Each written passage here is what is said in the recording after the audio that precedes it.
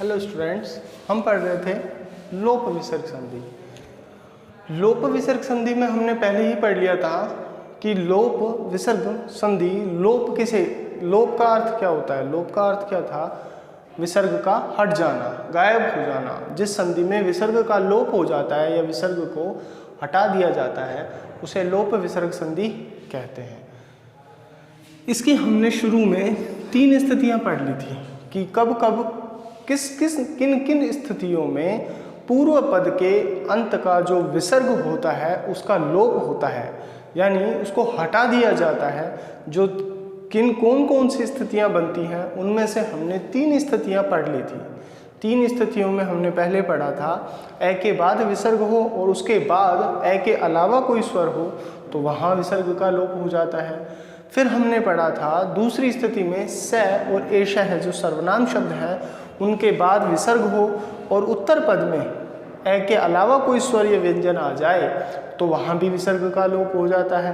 फिर तीसरी स्थिति जो हमने इससे पहले पढ़ी थी कि आ के बाद विसर्ग हो, पूर्व पद में कोई ऐसा पद होगा, ऐसा अक्षर होगा, शब्द होगा जिसके अंत में आ होगा और विसर्ग होगा पूर्व पद में, और उत्तर पद में उसके बाद कोई भी स्वर हो या किसी भी वर्ग का तीसरा, चौथा या पांचवा अक्षर होगा या य व र ल है में से कोई एक अक्षर होगा तो वहाँ भी विसर्ग का लोप हो जाता है।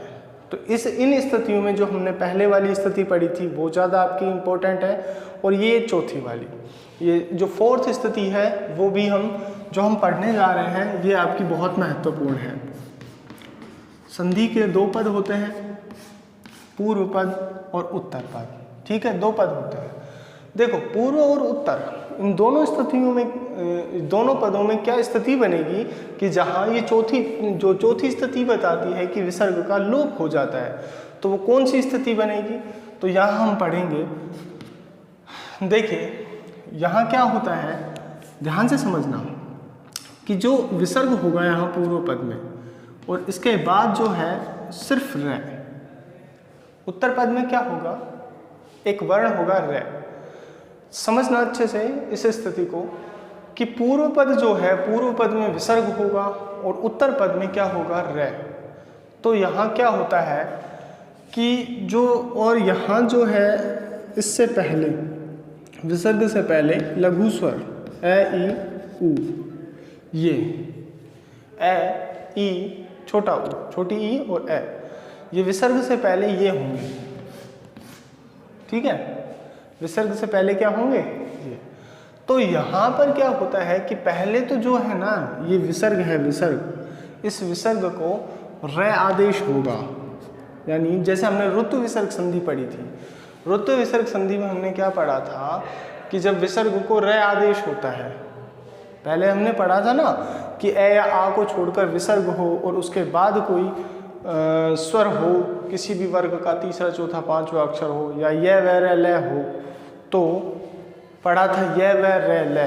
तो यहाँ र भी है, यहाँ स्पेशल एक कैटेगरी अलग से बनाई गई, इसकी 4th संधि की 4th स्थिति बनाई गई लोप विसर्ग संधि की, कि अगर यहाँ पर पूर्व पद में कोई लघु स्वर हो ए ई उ और उनके बाद विसर्ग हो और यहाँ पर जो र आ जाए, अगर र हो तो जो ये पहले तो विसर्ग से र बनेगा, विसर्ग के स्थान पर र आदेश। फिर यहाँ क्या कहता है, इस र के बाद जो र है, अगर र के बाद जो र है तो जो ये पहला वाला पूर्व पद का र है इसका लोप हो जाएगा। या हम सीधा यूं कहें, अगर हम सीधा यूं कहें कि विसर्ग के बाद र है तो ये विसर्ग का लोप हो जाता है, यानी विसर्ग को हटा दिया जाता है। आप र के बाद र पढ़ना चाहें तो कैसे ही पढ़ें, या हम सीधे तरीके से जो क्या होगा कि विसर्ग का जो ये यहाँ है उसका लोप हो जाएगा या हट जाएगा, जो विसर्ग है वो हटा दिया जाएगा, विसर्ग का लोप हो जाता है।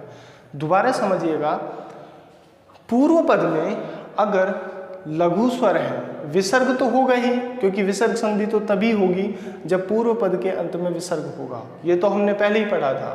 तो इस विसर्ग से पहले ए होगा, छोटी ई होगी या छोटा उ होगा, और उनके बाद विसर्ग है और फिर क्या है? र। तो ये कहता है इस विसर्ग का लोप हो जाता है। विसर्ग को हम क्या करते हैं, हटा देते हैं, इसका लोप कर देते हैं। और फिर जो ये स्वर हैं इनको दीर्घ स्वर में बना देते हैं। दीर्घ का मतलब है इन पे बड़े स्वर, जैसे ए का क्या हो जाएगा, आ। ए किस में बदल जाएगा, आ में। छोटी ई किस में बदल जाएगी, बड़ी ई में। और छोटा ऊ किस में बदल जाएगा, बड़ा ऊ में। सिर्फ ये 3 स्वर, री को नहीं बदलेंगे। री या री जो लघु स्वर में आते हैं 5, हमने पहले पढ़े हैं कि स्वर ह्रस्व स्वर 5 या लघु स्वर 5 होते हैं। सिर्फ यहाँ पर ये 3 स्वर, इनके अलावा री या री आ जाए तो वो दीर्घ में नहीं बदलेंगे, याद रखना। अब देखिए फिर से समझिए, यहाँ पर कोई उत्तर पद में कोई परिवर्तन नहीं होगा। दोबारा मैं आपको फिर बता रहा हूँ कि पूर्व पद में ए, ई, ऊ इनमें से कोई एक स्वर हो, उसके बाद विसर्ग हो और उत्तर पद में रै हो, तो इस विसर्ग को तो हटा देंगे। और जो ये लघु स्वर है, ए का आ में, छोटी ई बड़ी ई में, छोटा ऊ बड़ा ऊ में, यानी जो ह्रस्व स्वर है, लघु स्वर है, उनको दीर्घ स्वर में बदल देंगे। और जो ये रै है वो रै का रै हो जाएगा। ठीक है, अब देखिएगा, उदाहरण देखिएगा आप। उदाहरण में प्रथम उदाहरण है अंतः प्लस राष्ट्रीय।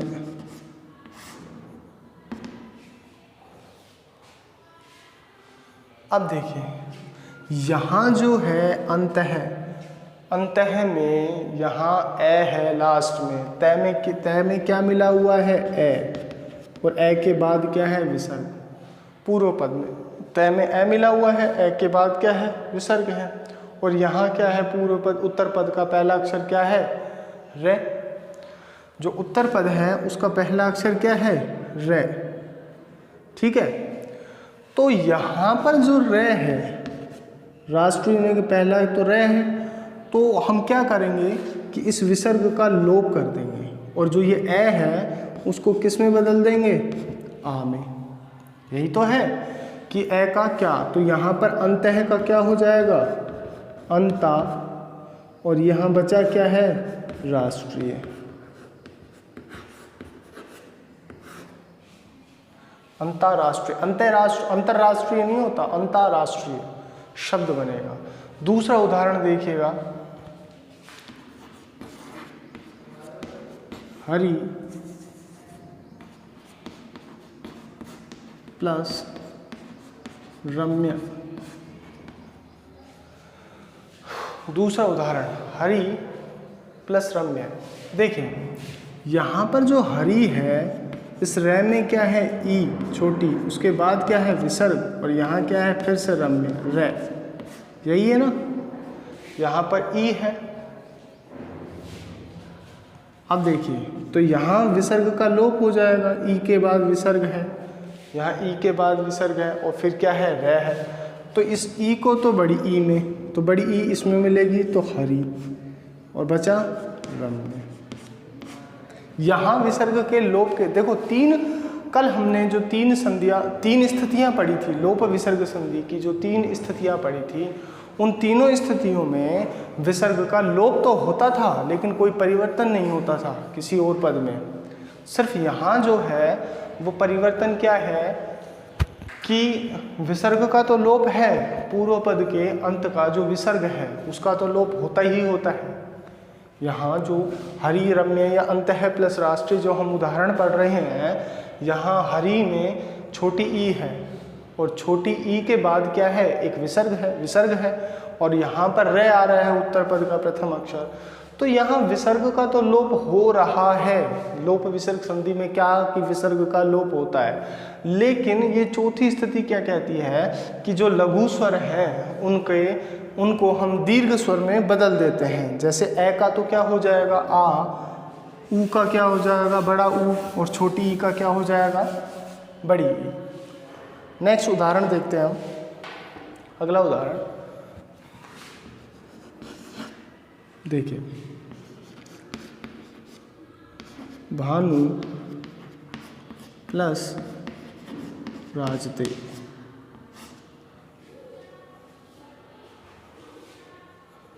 अब यहाँ पर देखिए, भानु जो राजते हैं, यहाँ पर क्या है, न में क्या मिला हुआ है, छोटा ऊ, उसके बाद क्या है विसर्ग, और यहाँ क्या है रे, राजते में रे। ये इस स्थिति को देखिए आप, इस स्थिति में क्या है वही है, देखिए ऊ के बाद क्या है विसर्ग है, फिर क्या है रे, तो वही है ऊ के बाद विसर्ग, उत्तर पद में रे है। तो यहाँ सिर्फ क्या करना है, इस विसर्ग का तो क्या करना है लोप, और इसको बड़े ऊ में बदल देना है। यहाँ से तो ये हट जाएगा सिर्फ पूर्व पद में। अब बड़ा ऊ क्या बन जाएगा, इसमें मिल जाएगा भानु, और जो राजते का राजते। ठीक है।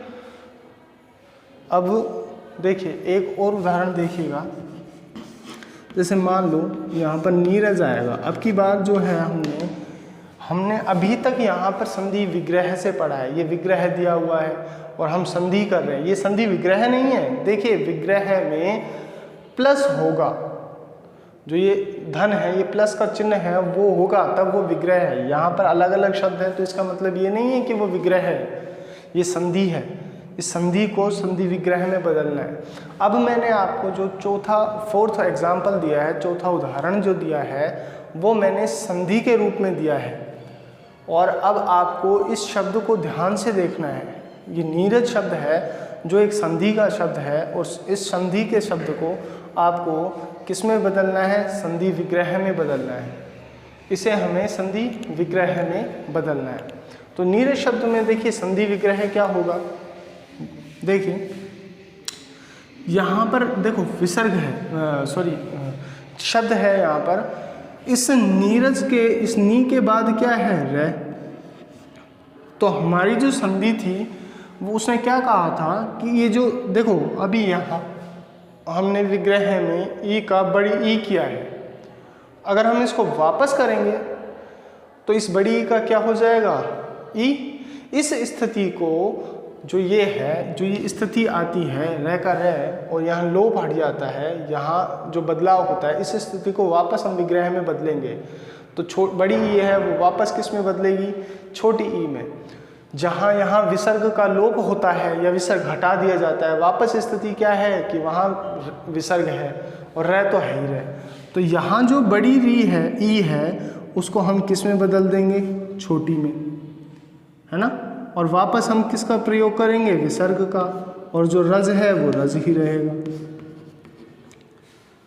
उदाहरण में फिर से ध्यान दीजिए, नीरज शब्द जो संधि है, सिर्फ हमें क्या करना है, जो ये स्थिति बनी थी कि संधि विग्रह करने पर जो स्थिति बनी थी उसको वापस संधि विग्रह में करेंगे। संधि होने पर जो स्थिति ये बनती है उसको विग्रह करने पर जो स्थिति है वो वापस उसी स्थिति में लाना है। जैसे बड़ी ई है तो छोटी ई में बदल गया और विसर्ग आ गया वापस, रज का रज हो गया। अगला उदाहरण देखते हैं हम इसका, देखिए नीरव, ये भी इसी का जैसा है, नीरज या नीरव जो भी है। अब देखिए इसमें भी वही वापस नी प्लस रव बनेगा। जो स्थिति नीरज की थी वो नीरव की बनी है। विग्रह करने पर जो स्थिति इसकी है वही इसी की बनेगी। देखिए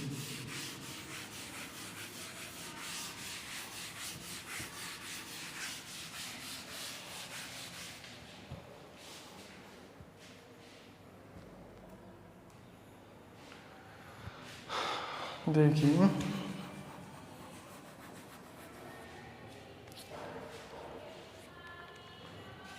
यहाँ एक उदाहरण देखते हैं हम। मने है प्लस रथ, ये इसका अपवाद है, आप इसको याद रख सकते हैं अपवाद के रूप में। अब यहाँ तो जो है विसर्ग है, ये कौन सी संधि है, ये इसमें नहीं आएगा कि भाई विसर्ग के बाद यहाँ ए है, यहाँ पर देखो रे है, ये ऐसे नहीं बनेगा कि मना रथ बन गया। ये क्या बनेगा, ये उत्तर विसर्ग संधि में आएगा। कौन सी संधि में आएगा, उत्तर विसर्ग संधि में, इसको अपवाद में याद रख सकते हैं, ये बनेगा मनोरथ, ना कि मनारथ, ये शब्द बनेगा, ये इसका अपवाद है, ये आपको याद रखना है। मनः प्लस जो रथ है वो उत्तर विसर्ग संधि में मनोरथ बनेगा। ये मैं आपको लिखवा भी चुका था शुरू में कि मन, यश और नम, इसी का उल्टा कर देंगे नम, इन तीनों शब्दों में विसर्ग संधि होती है। ये मैंने आपको पहले भी लिखवाया था जब हमने उत्तर विसर्ग संधि पढ़ी थी कि यहाँ विसर्ग संधि होती है। तो मनः प्लस जो रथ है वो इस लोप विसर्ग संधि का उदाहरण ना होकर के कौन सी संधि बनेगी, उत्तर विसर्ग संधि का। तो देखिए आपकी जो लोप विसर्ग संधि है वो कंप्लीट हो चुकी है, और इसी के साथ साथ जो विसर्ग संधि का जो टॉपिक था, जो पूरा संधि प्रकरण था, संधि का टॉपिक था, वो भी खत्म हो चुका है। इसके अलावा अगर किसी भी बच्चे को कोई प्रॉब्लम हो तो वो पूछ सकता है। अब यहाँ जो है इसके उदाहरण पढ़ेंगे हम, अभी तक हमने अलग अलग उदाहरण पढ़े हैं, इसकी एक्सरसाइज चलेगी और आपको उसका उदाहरण प्रैक्टिस करनी है हमें एक दिन, तो हम उसके उदाहरण लिखेंगे और करेंगे। यहाँ जो है जो चौथी 4 स्थितियाँ बनी थी लोप विसर्ग संधि में कि विसर्ग का लोप कब कब होता है, इन 4 स्थितियों को हमने अच्छे से पढ़ा है। और यहाँ इसी के साथ जो आपका विसर्ग संधि और जो संधि का टॉपिक था वो कंप्लीट हो जाता है। इसके बाद हमें सिर्फ एक्सरसाइज करनी है, उदाहरण करने हैं